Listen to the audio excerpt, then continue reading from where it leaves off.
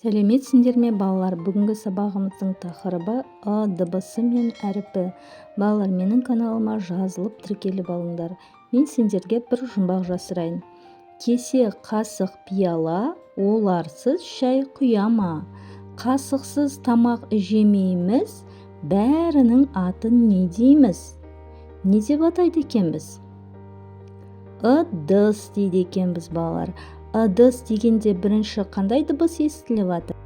Дыбысын естиміз, иә? Міне балалар, дыбысының баспа түрі.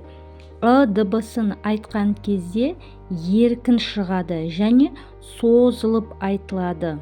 Сондықтан дыбысы жуан дауысты дыбыс. Дыбысын қызыл текшемен белгілейміз. Балалар, мына суретті қарайық. Ыдыс. Ыдыс дегенде бірінші қандай дыбыс естіп тұрсыңдар?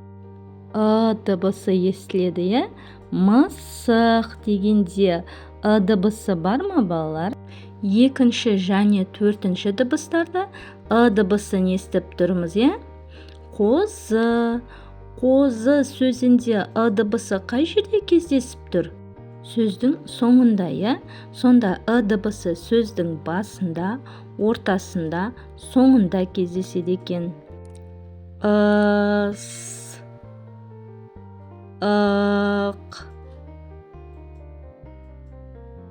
қасық.